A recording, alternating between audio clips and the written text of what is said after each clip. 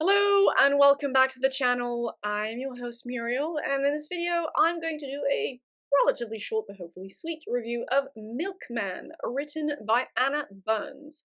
This general and historical fiction novel was recommended by my bestest bookish friend Paramita, and given the fact I've been swimming in Irish history thanks to my lovely Irish partner, and the fact this book is set in Northern Ireland during the Troubles, I bumped it up my TBR and decided to purchase and read it last year during one of my now semi-regular stays in Ireland. I'm very glad I did so, because this is one of the best pieces of fiction I read last year. Milkman takes place in an unnamed city, though it's a pretty safe assumption the city is meant to be Belfast, during what you're basically given to understand are the Irish Troubles, in the 1970s or 80s, and centers on an unnamed female protagonist called Middle Sister in the text. Middle Sister is a bit of an oddball, mostly wishes to keep to herself and to keep the relationship she has with her maybe boyfriend concealed from her mother. The last thing she wants is to become the subject of local gossip, rigid judgment, and rumor mongering, but that is exactly what happens when the leader of one of the local paramilitary groups, known only as Milkman, starts to take a very much unwanted interest in her. Milkman thus focuses on internal character struggles and experiences with stalking, harassment, fear, obviously, communal scrutiny, and judgment within the broader context of a violent civil and ethno-religious conflict. That of the Troubles in this specific case. Milkman is a single point-of-view story divided into pretty long numbered chapters and is told in first person. I'd say it's on the slower side of things pacing-wise, but that's also because it is a very introspective story that borders on stream of consciousness at times in terms of writing style. Middle Sister recounts her daily thoughts, interactions, and fears regarding Milkman, the character, but she also thinks about her childhood, her father, who is no longer alive, the history of her community, and the broader conflict she is living through. This makes Milkman, in my opinion, a character and theming-driven novel, as the plot, whilst not completely absent, is pretty bare bones. And whilst I'm generally not a big fan of stream of consciousness or stream of narration writing, yes, I am thinking about you, Infinite Jest. Here, the text's very thoughtful interiority really worked for me. There was a really nice cadence and moving elegance, not to say poetry at times, to the prose, and the way Middle Sister chose to express her thoughts and feelings to the reader. It doesn't hurt that she herself is very literarily minded. It's the kind of rather idiosyncratic writing, if that makes sense, that could easily have bugged me in another thematic context or story setting, but here again it just worked for me. I think the one other book I would compare and contrast it to is The God of Small Things by Arundhati Roy. They both won the Man Booker Prize. Something about the more idiosyncratic or experimental nature of the prose in that book didn't really work for me, but in Milkman it just did, so yay. And to be clear, that's not to throw shade on The God of Small Things. There were still things in that book I really enjoyed, but anyway. I also really like the skillful and organic inclusion of local dialect. A dialect, parts of which I've now grown semi-accustomed to, given the time I've been spending in the north of Ireland. That's the north of the Republic of Ireland, but it's the north of the island. And the way the author managed to convey and express local accent, which was, once again, especially nice for me, given I could very precisely hear it in my mind's ear. I'll add that I also enjoyed the bits of the audiobook I listened to, so I did dual reading, in no small part because the narrator had a Northern Irish accent, which I personally found enhanced my immersion. Given the book's introspective nature and writing, I'm sure it will come as no surprise that I found its character work to be quite good and engaging. Engaging in no small part because I kind of liked Middle Sister as a main character and narrator. She's a bit of an odd duck.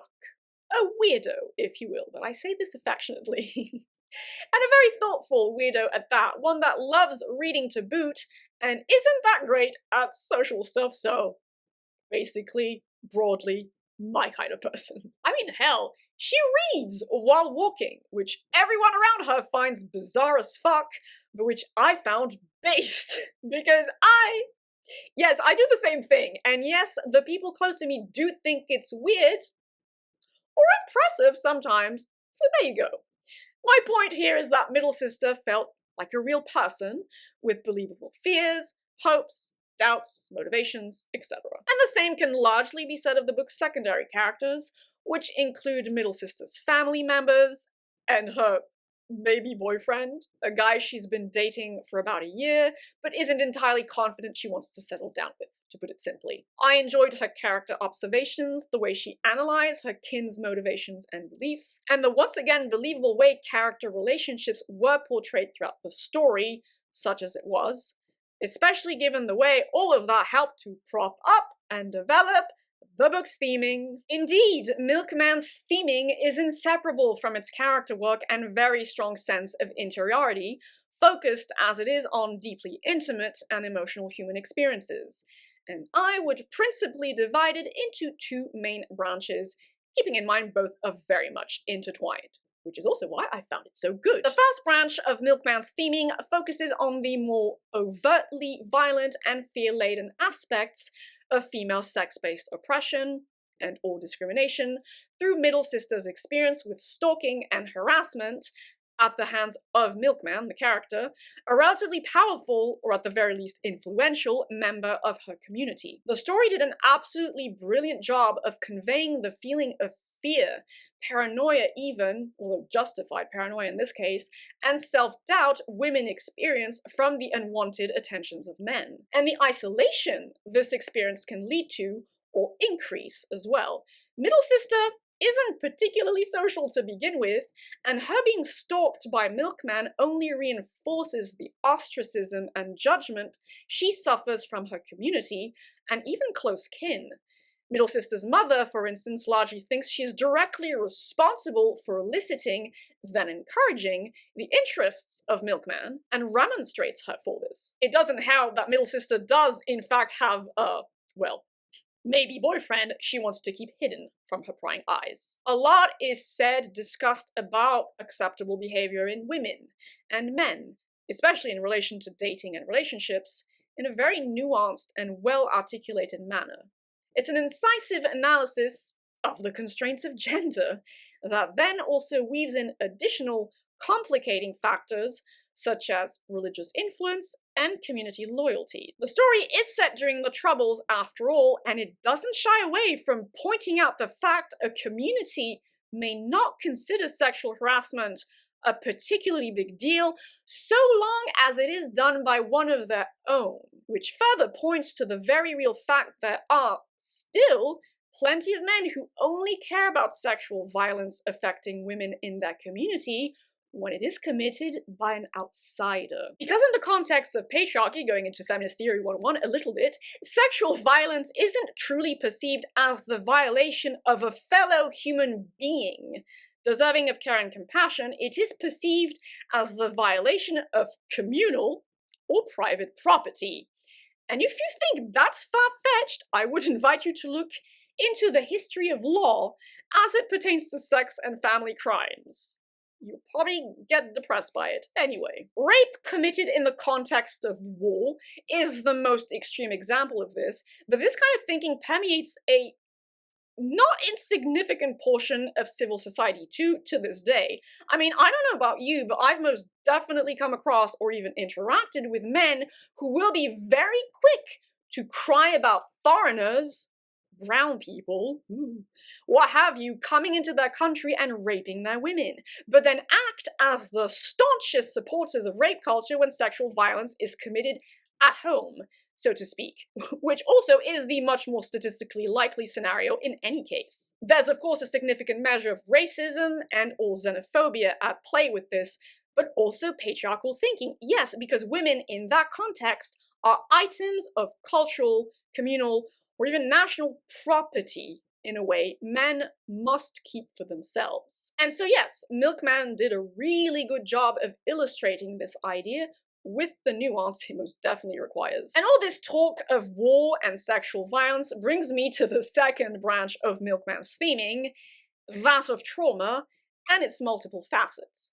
For starters, there's obviously the more personal trauma of gendered socialization and, of course, misogynistic violence, since the story centers on a young woman being stalked and harassed by, in this case, an older man who also benefits from the high regard of at least part of their community. It's here I should probably point out that whilst official paramilitary groups, states, religions, etc. are never named outright in the text, it was pretty clear to me that Middle Sister belonged to the Irish Catholic community, and that Milkman was probably a member of the IRA, or a related group at the very least, with the oppressing state across the sea being that of the United Kingdom. Maybe some of you have read it differently, but I don't know, to me it was pretty friggin' obvious. Anyway, not mind you that it really matters for the story's theming, but I just thought I'd point that out for completeness' sake. But so yes, Milkman garners the respect of his community as a high-ranking member of their local paramilitary group, and is thus largely untouchable when it comes to the stalking and harassment of Middle Sister. Hell, there are even women who envy Middle Sister because they romanticize the crap out of being a paramilitary wife, so to speak, and thus believe she purposely chose to get close to Milkman, and like, wow, it's so cool.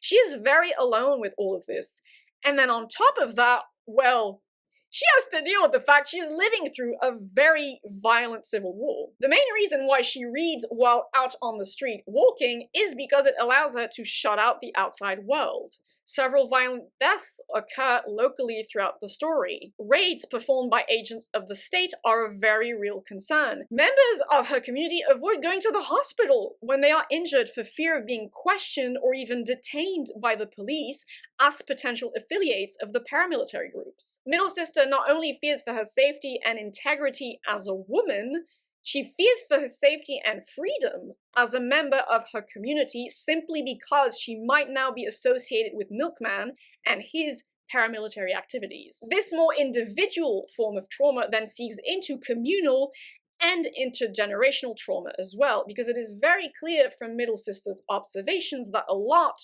if not most, of the members of her community suffer from some degree of trauma resulting from the conflict they're all forced to endure, regardless of their personal beliefs or allegiances. And it is made especially apparent just how hard those who are vulnerable and different are hit by it. Middle Sister, as a weirdo of sorts, and maybe not an outsider exactly, but a marginal character in her own community, comments on other such individuals and on the ways they react and deal with not only the scrutiny of their peers, but the conflict going on around them. Middle Sister also recounts a particularly gruesome episode that, I'm not gonna lie, was a little hard to listen to. Honestly, as an FYI, kind of content warning for animal cruelty, just so you know. So during which all of the, neighborhood dogs were killed by state operatives as a particularly extreme intimidation tactic, and goes into the ways this affected the men of her community specifically. But then she also goes on to contrast the psychological significance of dogs to that of cats. There's also a thing where she buries like a dead cat she finds. Again, mild content warning for animal gore and animal cruelty, just so you know. So she contrasts the psychological significance of dogs to other cats and how this relates back to gender and sex-based discrimination, because, you know, cats are supposed to be feminine and witchy, and dogs are like these loyal masculine creatures. You know what I mean.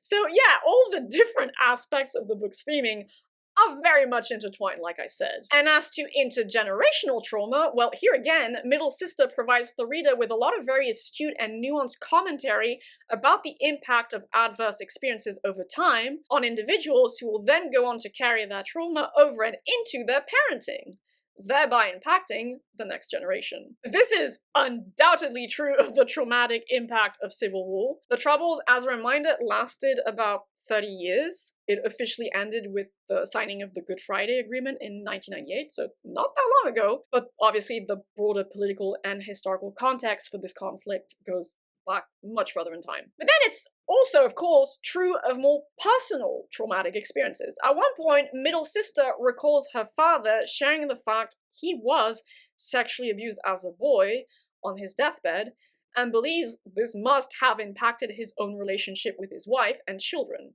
and his mental health, of course, as her father is described to have suffered from severe depression all of the time she knew him, at any rate. This is something you can then tie back, well, yeah, to the deleterious effects of gendered socialization as well, since men are strongly encouraged to suppress not all emotions, to be clear, vulnerable emotions, and any experience that may threaten the construct of their masculine identity. Middle sister's mother's experience with romantic love also comes under scrutiny and is then used as a springboard to examine and question heterosexual relationships, to some extent, marriage, and religious education too, since you really cannot divorce that element from the rest in the context of an ethno-nationalist conflict that very strongly factored in religious affiliation as well. All in all, I cannot stress enough how beautifully this novel examined the intersecting and compounding effects of multiple facets of trauma. More than anything else, I want to praise Milkman for its excellent and most definitely feminism-informed theming on the intersection of different forms of discrimination and the violence it leads to, as experienced within the context of a civil war, and on the experience of trauma on several different but ultimately intertwined levels. There was so much beautiful, like I said, nuanced thought put into the substance of this text, and a lot of hard, heart-hitting moments as well that I could personally relate to, or relate to by proxy at least, given my now more personal connection to Irish culture and that particular chapter of Irish history. It is most definitely one of the best novels I read in 2024, and it was also the last, so that was a really nice way to wrap up my reading year. I gave it a very strong 7.5 out of 10 rating, could potentially round it up to an 8, and would very confidently recommend it to readers looking for very thoughtfully articulated and moving character and theming-driven general and historical fiction, doubly so if you also have an interest in Irish culture and history, of course. And that concludes my review of Milkman, written by Anna Burns. And yeah, I'd said this already, it also won, as it so happens, the Man Booker Prize. I hope you found this review entertaining, informative, interesting, engaging, all those good things. And on that very final note, I hope you'll have a lovely day, evening, or whichever time of day you prefer. Do take good care of yourselves. Thank you for watching, and I shall see you all at some point in another video. But until then, bye-bye!